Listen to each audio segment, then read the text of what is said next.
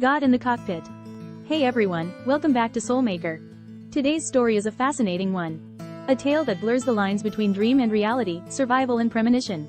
It's the story of Alton, a man who stared death in the face not once, but twice. Buckle up, because this one's a trip. Deals and Disquiet. Alton was a man of reason, a real estate agent who navigated the world of logic and contracts. His frequent business partner was Clarence, a seasoned pilot with a thirst for adventure. Together, they traversed the southeastern United States. Their partnership built on trust and a shared pursuit of success. But in late April 1985, a disquieting dream shattered Alton's usual sense of calm. He dreamt of soaring through the air with Clarence, only to have the dream turn into a terrifying nightmare. The plane sputtering, the world rushing towards them in a blur. The dream clung to him like a shroud, a premonition that cast a long shadow over his waking life. To tell or not to tell? Alton wrestled with the dream's weight. Should he confide in Clarence? Potentially jeopardizing their professional rapport with what could be dismissed as a silly nightmare. The thought gnawed at him. Finally, unable to bear the burden of secrecy any longer, he hesitantly shared the dream with Clarence. He braced himself for a chuckle, a dismissive pat on the back. But Clarence's reaction was underwhelming. A casual brush off and a lighthearted quip left Alton feeling foolish, yet oddly relieved. The dream, though unheeded, remained a heavy presence in his mind. The missed connection. Days later, an opportunity arose, a potential deal in Florida that required Alton's expertise. Despite the lingering disquiet from his dream, the allure of a lucrative commission and a chance to solidify their partnership swayed him. He proposed a compromise. A scenic road trip with his wife to Florida, followed by a solo meeting with Clarence in Daytona. Clarence, ever the pragmatist, readily agreed. The drive down was a welcome respite, a chance to explore sunshine and laughter. The dream seemed to recede with every passing mile. A brush with the unforeseen. The Florida trip unfolded smoothly.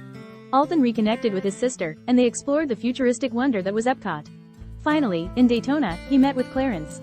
A sense of accomplishment washing over him for having seemingly sidestepped the premonition. But fate, it seemed, had other plans. Later that night, a frantic call from Clarence's wife shattered the peace. Clarence hadn't returned from his flight. Panic surged through Alton. Had he been wrong to dismiss the dream? Was it a nightmarish harbinger of things to come? A twist of fate?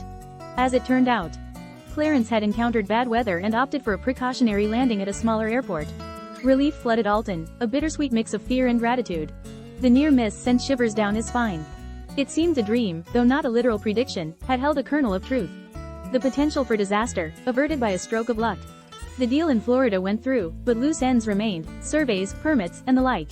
Clarence, ever the go-getter, suggested another flight. This time, Alton, bolstered by the previous near miss and a false sense of security, readily agreed. Deja vu in the sky. The early morning flight unfolded seamlessly.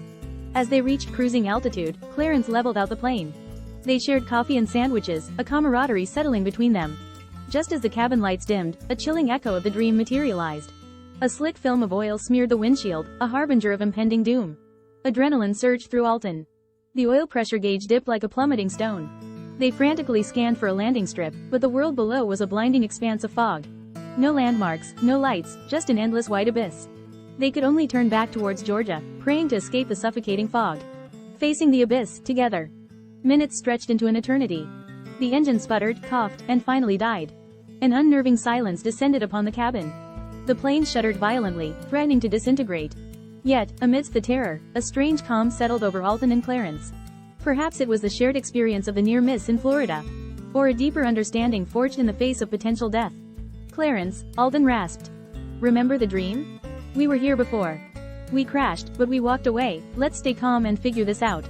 They glanced at the altimeter, a grim countdown. Hope flickered when a break in the fog revealed pine trees.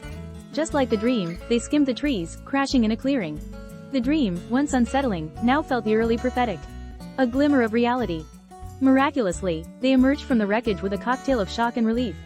The scene mirrored his dream in horrifying detail. The crumpled plane nosed down amidst a smattering of downed pines. The acrid scent of pine sap and spilled fuel filled the air. A grim reminder of their brush with mortality. Dazed but determined, they assessed their injuries. Thankfully, they were minor.